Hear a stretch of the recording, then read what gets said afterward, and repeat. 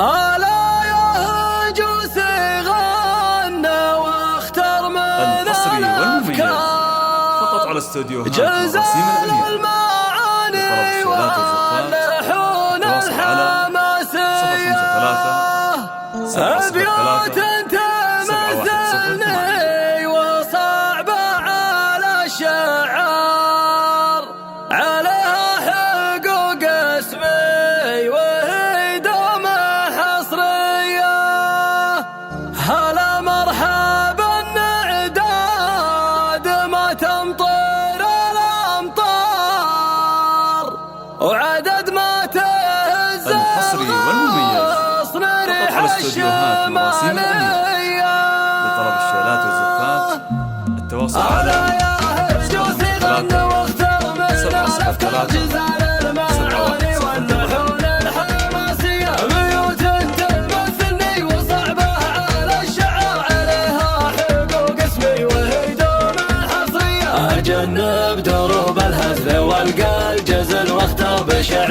يجملني وفكرة خيالية هلا مرحبا إعداد ما تمطر الأمطار عدد ما تهز الغصن ريح الشمالية بحفل الذي يقول في مكان الأحرار إكرام الكفوف ونارهم دايما حية وأنا جيت يا محمد أهنيك بجزل أشعار ومبروك يا قرم عريب مجانية هلا وأنت بمعجب والمعجب فعول كبار ما والله توفي حق الفين قافية كرما ويمنه انعطت مادها مدرار تلافى عليه حيامه وتعود مروية شجاع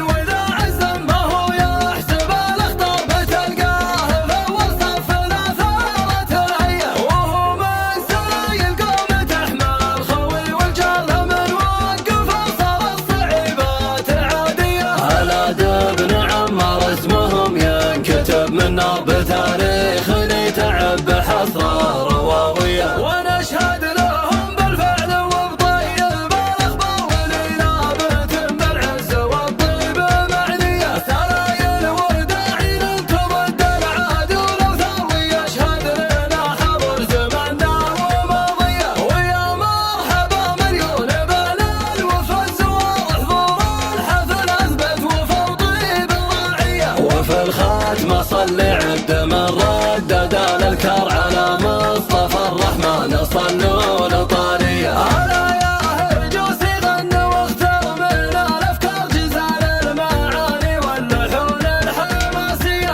بيوت تمثلني وصعبة على الشعر عليها حقوق اسمي وهي دومة حصرية أجنب دروب الهزل والقال جزل واختار بشعر يجملني وفكرة خيالية هلا مرحبا إعداد ما تمطر الأمطار عدد ما تهز الغصن ريح الشمالية بحفل الذي يقول في مكان الأحرار إكرام الكفوف ونارهم دايما حية وأنا جيت يا محمد أهنيك بجزل أشعار ومبروك يا قرم عريب